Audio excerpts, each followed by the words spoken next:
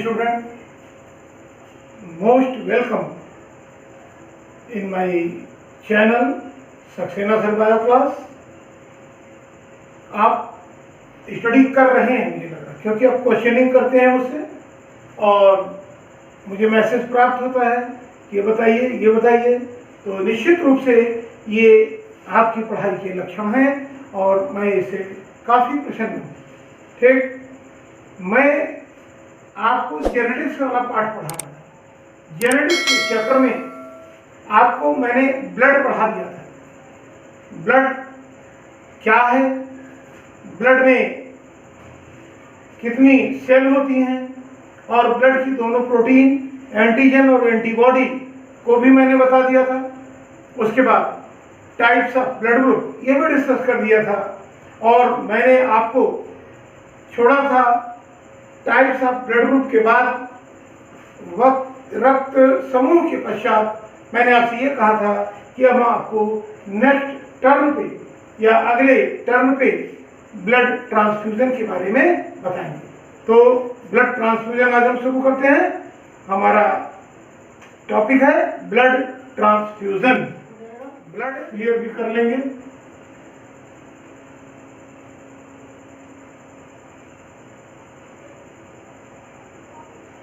Blood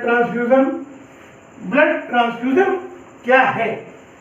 blood transfusion का मतलब किसी व्यक्ति के रक्त को किसी व्यक्ति के शरीर में चढ़ा देना। ऐसी विशेष परिस्थितियों में ये कंडीशन होती है जब एक व्यक्ति को खून की आवश्यकता पड़ती है तो उसे दूसरे व्यक्ति के शरीर से निकाल कर उस व्यक्ति के शरीर में चढ़ाया जाता है। ये दशा विशेष रूप से एक्सीडेंटल केस में, जैसे किसी का एक्सीडेंट हो गया और शरीर से ज्यादा मात्रा में ब्लड बह गया, या फिर सर्जरी के केस में ऑपरेशन में ज्यादा ब्लड बह जाता है तो ब्लड चढ़ाने की आवश्यकता पड़ती है पेशेंट के जान को बचाने के लिए।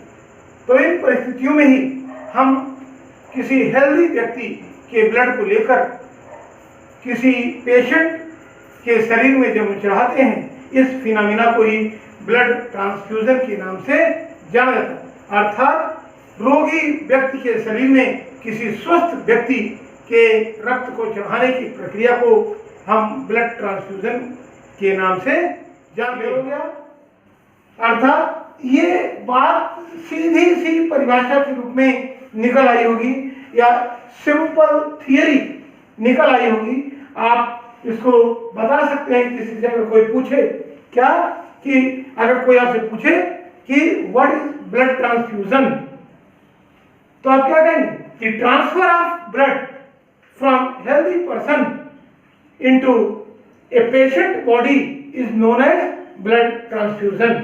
अर्थात किसी स्वस्थ व्यक्ति के शरीर से रक्त को लेकर किसी रोगी व्यक्ति के शरीर में चढ़ाने की प्रक्रिया को ब्लड ट्रांसफ्यूजन के नाम से जाना जाता है। ये बात क्लियर हुई?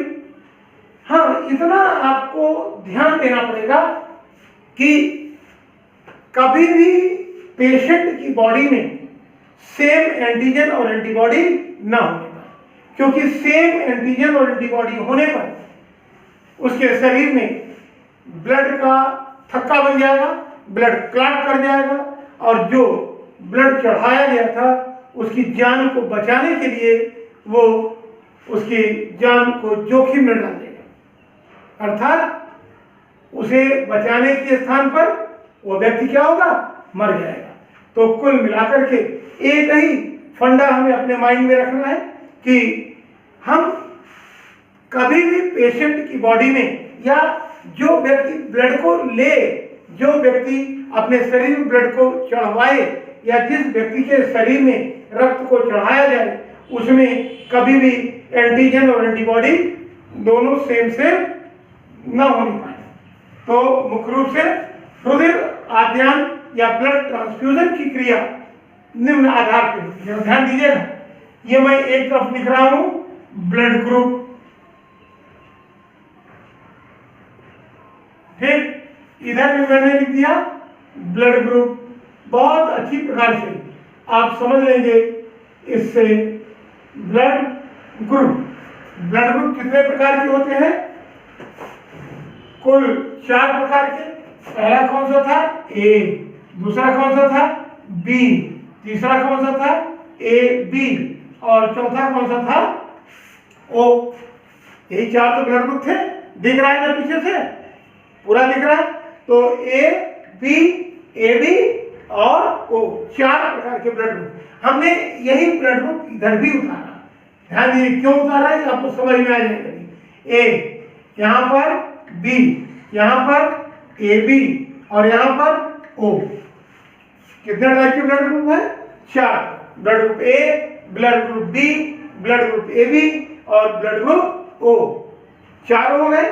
तो सभी लोग अपने अपने को तो ब्लड देंगे ही, अर्थात ए ब्लड ग्रुप वाला ए ब्लड ग्रुप वाले व्यक्ति को ब्लड देगा, बी वाला बी को देगा, ए बी वाला ए बी को देगा, ओ वाला ओ को देगा। इसमें तो कोई दिक्कत की बात नहीं होनी चाहिए भाई। अपने समान रक्त वर्ग वाले व्यक्ति को तो खून दे सकते हो, ठीक? तो ए वाला ए ग्रुप को देगा, बी वाला बी ग्रुप को देगा, ए बी वाला ए बी को देगा और ओ वाला ओ को देगा। इसमें कोई रटने वाली चीज नहीं है, कोई समझने वाली चीज नहीं है। सिंपल, सेम वाला सेम को दे देगा। अब एक छोटी सी बात अपने माइंड में आप रख लें या अपने दिमाग में रख लें, क्या कि ए बी यूनिवर्सल रिसेप्टर है, अर्थात सबसे ले सकता है, और ओ यूनिवर्सल डोनर है, अर्थात ये सबको दे सकता है। तो पहले हम एक देख लें, चाहे इधर से आइए चाहे इधर से आइए, कहीं से मिले इसको ले। मैंने क्या बताया? ये क्या है? Universal donor. क्या है ये? यूनिवर्सल डोनर, सबको दे सकता है। डोनर का मतलब देने वाला, सबको दे सकता है। इसने अपने को तो दिया, इसको भी देगा, इसको भी देगा और इसको भी देगा। क्लियर हो गया? सबको दे रहा है, यूनिवर्सल डोनर बन गया। बात मेरी समझ में आ गई? तो बातें मैंने बताई थी, एक यूनिवर्सल डोनर और यह है यूनिवर्सल रिसेप्टर, सर्वदाता, सर्वग्राही। सर्वदाता का मतलब ये सबको देगा, तो इसने अपने को तो दिया ही था। तो सर्व मतलब सबका, मतलब सर्व का मतलब क्या हुआ? सभी को। सर्व का मतलब सभी को, अर्थात इसने इसको तो दिया ही, इसको भी देगा, इसको भी देगा, इसको भी देगा। जब सबको दे रहा है इसीलिए तो सर्वदाता या यूनिवर्सल डोनर कहलाया। अब इसमें देखिए, ये मैंने बताया कि यूनिवर्सल रिसेप्टर,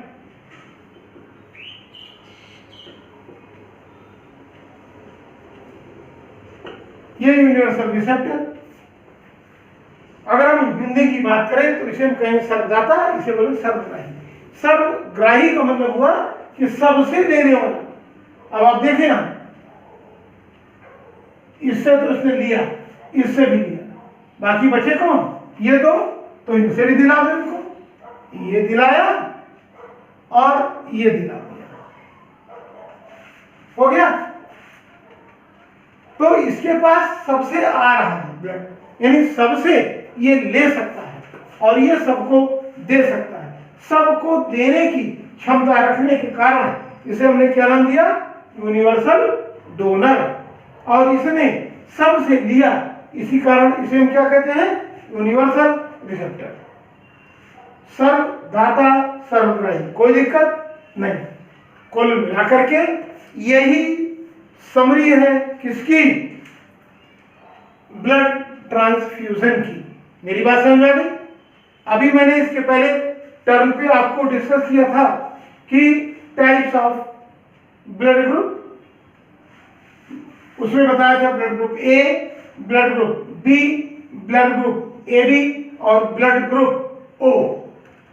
तो यही पे हम आपके दिमाग में एक बात डाल देना चाहते हैं कि ब्लड ग्रुप तो इतने प्रकार के हैं, ए बी और ओ, लेकिन इसके साथ एक चीज और जुड़ी हुई है, पॉजिटिव और नेगेटिव। जैसे ए है तो ए पॉजिटिव, बी है तो बी पॉजिटिव, ए बी है तो ए बी पॉजिटिव, ओ है तो ओ पॉजिटिव। इसकी चर्चा हम नेक्स्ट टर्म पे करेंगे जब हम आपको RH फैक्टर बताएंगे। RH फैक्टर, मेरी बात समझ आ रही? तब वो पॉजिटिव और नेगेटिव इस फैक्टर के कारण होता है। तो ब्लड ग्रुप तो already A B, A B और ओ ही है, लेकिन इनके ऊपर प्लस चिन्ह लगने लगा है, या A minus, B minus, A B minus और ओ माइनस। कुल मिलाकर के ये पॉजिटिव और नेगेटिव की बातें इस RH फैक्टर से हैं। तो जब हम RH फैक्टर से संबंधित बात करेंगे तो आपको पॉजिटिव और नेगेटिव के बारे में बताएंगे। अभी आप केवल ब्लड ट्रांसफ्यूजन को, ये जैसे हम इसको बता रहे हैं आपको, तो इसमें पॉजिटिव और नेगेटिव भी ध्यान रखा जाता है कि सेम सेम जाएगा तो कोई दिक्कत नहीं, और अपोजिट जब जाएंगे तो ब्लड कॉर्पेसल्स या रुधिर कणिकाएं आपस में उलझकर थक्का बना लेती हैं और खून जम जाता है, तो जान बचाने के स्थान पर जान चली जाती है। तो इसके बारे में हम डिस्कस करेंगे जब हम RH फैक्टर बताएंगे, तब आपको बताएंगे।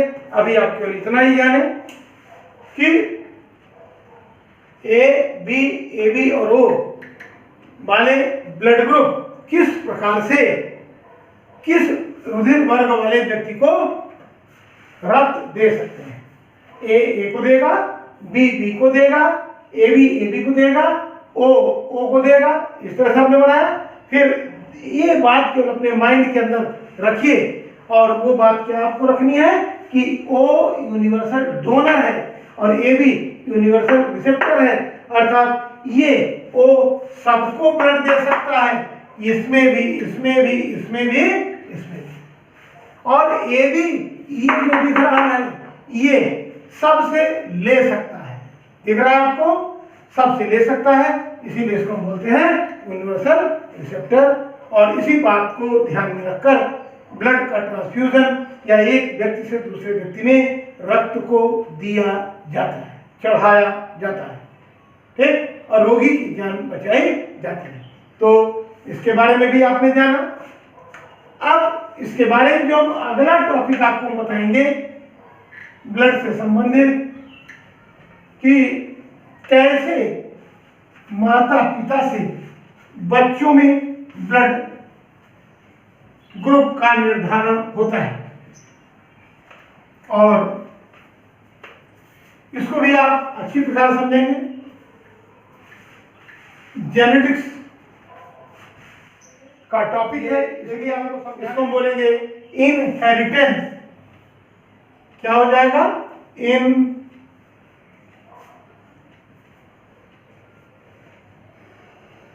इनहेरिटेंस ऑफ ब्लड ग्रुप या रुधिर वर्ग की वंशागति। कैसे मदर फादर से चाइल्ड में ब्लड ग्रुप का निर्धारण होता है, किस प्रकार से पेरेंट्स से बच्चों में ब्लड ग्रुप का निर्धारण किया जाता है, या मम्मी पापा में ब्लड ग्रुप कौन सा है तो उनके बच्चों में कौन कौन सा ब्लड ग्रुप हो सकता है, कौन कौन सा ब्लड ग्रुप नहीं हो सकता है, ये भी हम आपको बताएं। इंटरेस्टेड टॉपिक है। देखिए, अभी तक मैंने आपको मेंडल्स रूल में या अनकम्प्लीट डोमिनेंस में जो चीजें बताई थी, उसमें हमने आपको ये बताया था कि किसी भी कैरेक्टर की इनहेरिटेंस के लिए या किसी भी लक्षण की वंशागति के लिए दो जीन उत्तरदायी होते हैं या दो जीन रिस्पॉन्सिबल होते हैं। दो जीन रिस्पॉन्सिबल का मतलब, जैसे मैंने बताया था, रेड कलर के लिए कैपिटल आर, व्हाइट के लिए स्मॉल आर, लॉन्ग प्लांट के लिए कैपिटल टी, डार्क प्लांट के लिए स्मॉल टी, या इसी प्रकार की राउंड येलो सीड के लिए capital R capital R, capital Y, और रिंकल्ड ग्रीन के लिए आपको बताया था small r small r small y small y. यहां पर क्या है, टॉल, ये टॉल, ये क्या है, रेड कलर के 2 जीन, व्हाइट के 2 जीन, टॉल कैरेक्टर के लिए 2 जीन, डार्क कैरेक्टर के लिए 2 जीन। मेरी बात समझ आ रही, 2 जीन रिस्पॉन्सिबल हैं। यहां पर भी चूंकि 2 कैरेक्टर एक साथ जा रहे हैं, कौन कौन सा, राउंड येलो, तो राउंड के लिए कैपिटल आर, राउंड के लिए कैपिटल आर, और येलो के लिए कैपिटल वाई, या रिंकल्ड कैरेक्टर के लिए स्मॉल आर, और इधर ये स्मॉल वाई। बात मेरी समझ आ रही, यानी एक कैरेक्टर की वंशागति के लिए एक कैरेक्टर को एक पीढ़ी से दूसरी पीढ़ी में पहुंचाने के लिए 2 जीन रिस्पॉन्सिबल होते हैं। लेकिन ब्लड ग्रुप जो होता है उसके निर्धारण के लिए 2 नहीं बल्कि 3 जीन एक साथ जिम्मेदार होते हैं। कितने जीन, 3 जीन। और वो जीन कौन कौन से होते हैं, अलग अलग प्रकार से अलग अलग बुक में आपको मिलेगा। कहीं आपको आइए ध्यान दीजिएगा, IB, I0 मिलेगा, कोई दिक्कत नहीं, जो मैं बता दे रहा हूं उसको आप ध्यान दीजिए। आप इसे पढ़ेंगे तो वही रीडिंग आएगी। हम थोड़ा डिफरेंट करने के लिए, अलग करने के लिए 3 जीनों को हम बता रहे हैं। कौन कौन से, अल्फा ए, ध्यान दीजिए, alpha A, alpha B, alpha 0। आपको किसी न किसी किताब में मिलेगा ये भी सही है, ये भी सही है, आप परेशान नहीं।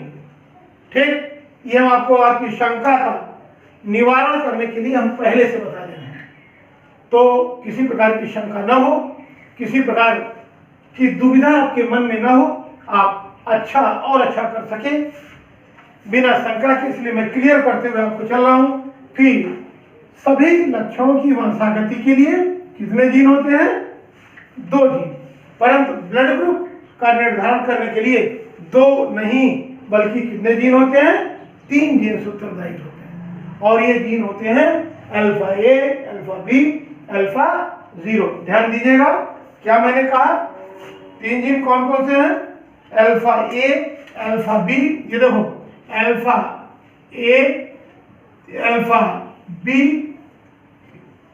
अल्फा 0। इस अल्फा ए जीन से एंटीजन ए बनता है। ठीक, इस अल्फा बी जीन से एंटीजन बी बनता है, और इस अल्फा 0 जीन से कोई एंटीजन नहीं बनता है, नो एंटीजन। मेरी बात समझाई, इससे अल्फा ए जीन से क्या बनता है, antigen A, alpha B gene से क्या बनता है, एंटीजन बी, और अल्फा 0 जीन से किसी प्रकार के कोई एंटीजन का विकास नहीं होता है। क्लियर।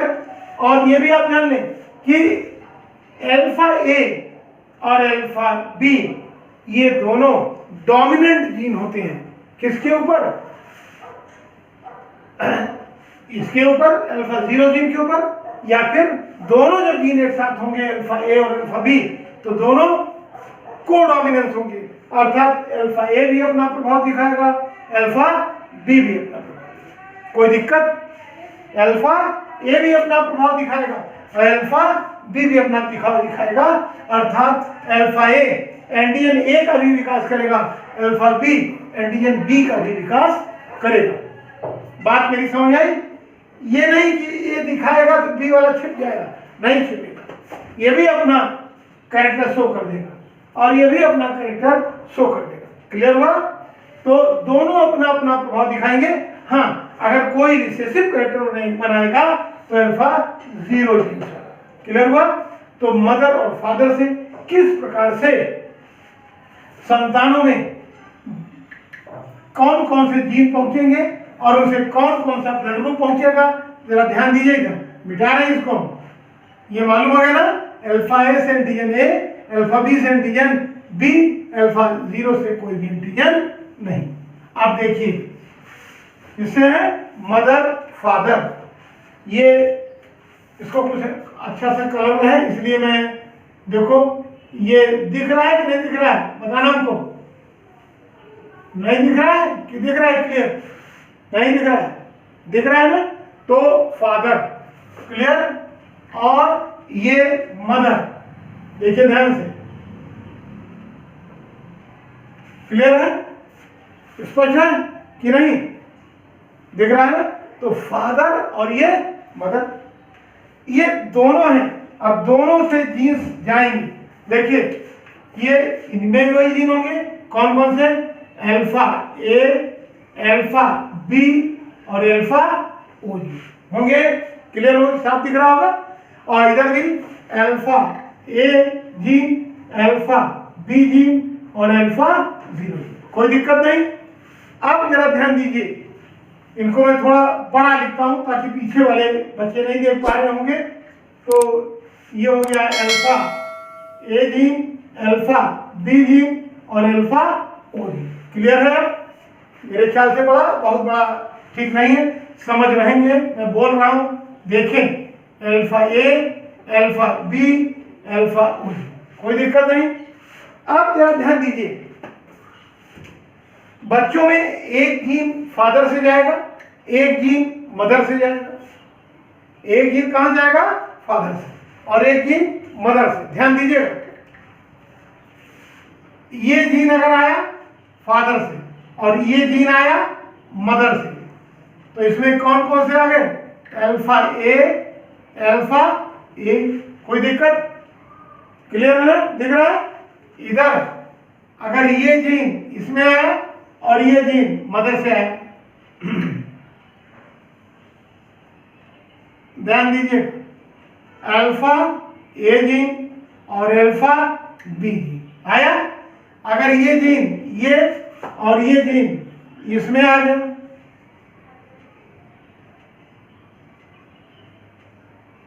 ठीक, अल्फा ए जीन और इधर अल्फा 0, कोई दिक्कत नहीं। अभी हम बना ले फिर आपको बता रहे। अब आए इसमें बी से आए, अल्फा बी फादर से आ गया, ठीक। हमने इधर से नहीं लिया ये वाला, क्योंकि ये जीन और ये जीन दोनों अल्फा ए जीन आ चुका है। इधर में अल्फा बी जीन और अल्फा ए भी नहीं लेंगे, क्योंकि ए और बी दोनों देखिए ये बना हुआ है, तो हम इसको अल्फा बी, और इधर से भी अल्फा बी जीन आ रहा है, अल्फा बी, इधर भी अल्फा बी जीन। क्लियर? इधर आ जाए, alpha B gene, alpha O gene आ गया। अब इसको आइए, अल्फा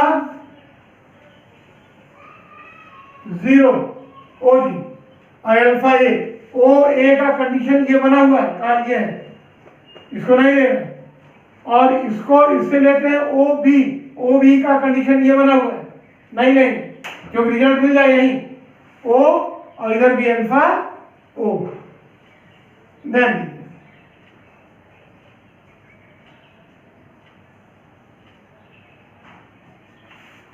कोई दिक्कत? क्लियर हुआ? इधर फादर इधर मदर, एक जीन फादर से एक जीन मदर से, अल्फा ए, कोई दिक्कत? ये अल्फा ए, अल्फा बी, कोई दिक्कत नहीं। Alpha A, alpha O gene 0, समझा क्या? इसमें हमने दिया अल्फा बी, अल्फा बी, दोनों बी हैं, ठीक ना? और इसमें अल्फा बी, अल्फा ओ, और इधर आ जाएगा अल्फा ओ, अल्फा ओ, कोई दिक्कत? हमने इसके पहले आपको बताया था कि अल्फा ए और अल्फा बी जीन्स कोडोमिनेंट है, अर्थात दोनों समप्रभावी हैं, अर्थात दोनों ही अपना अपना प्रभाव दिखाएंगे।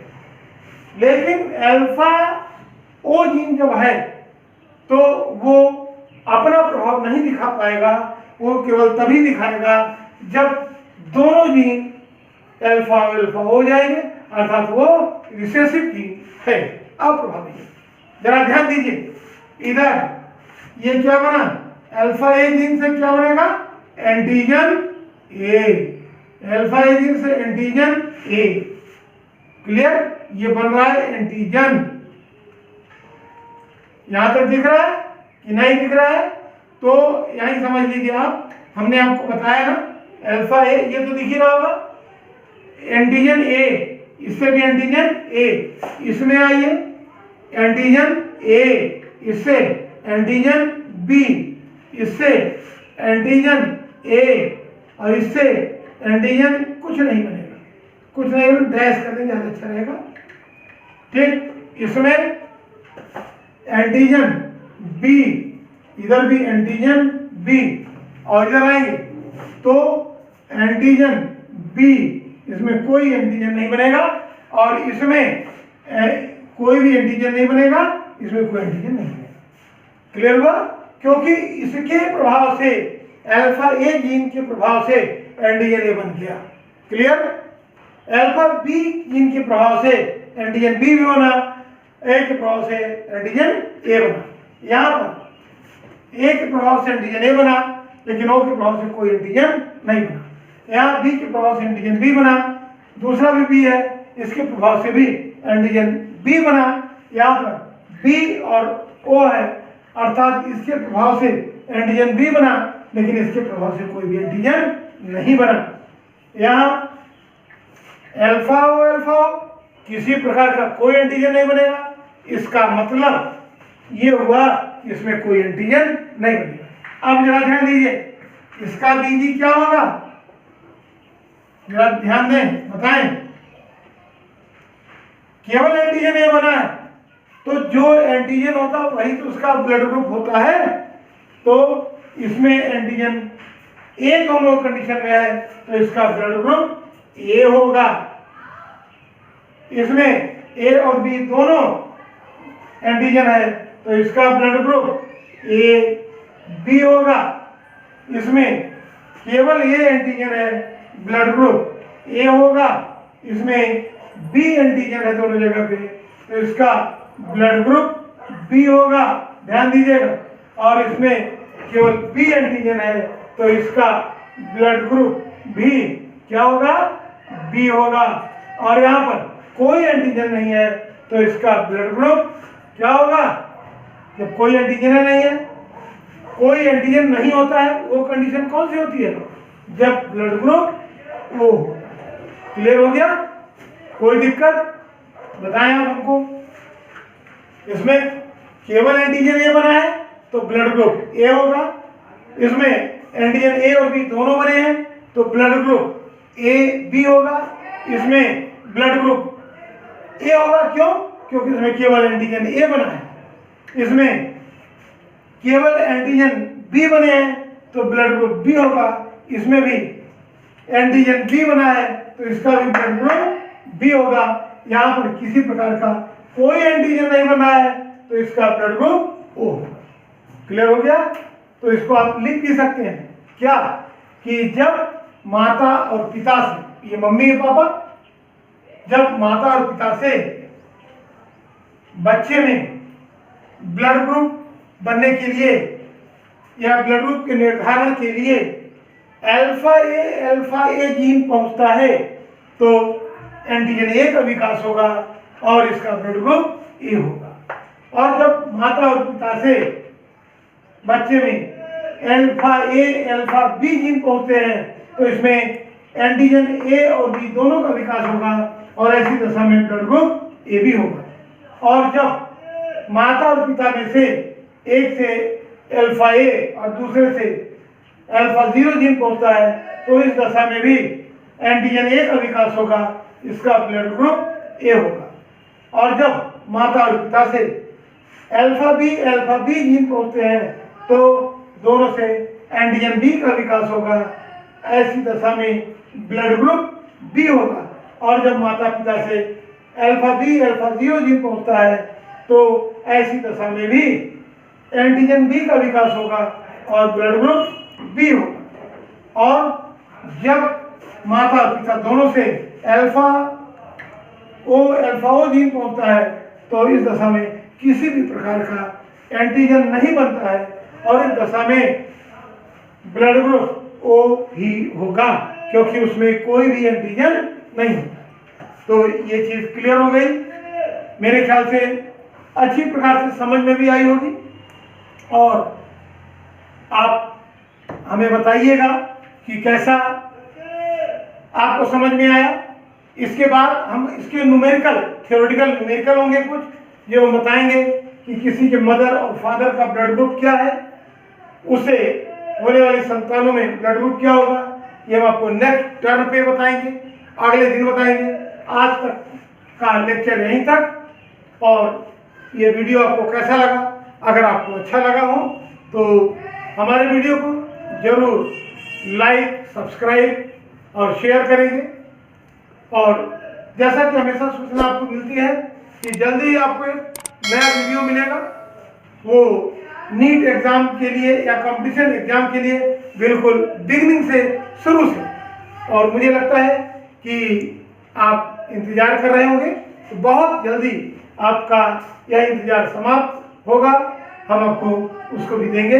आज के वीडियो के लिए सब्सक्राइब, लाइक, शेयर के लिए अपेक्षा रखता हूं। Thank you.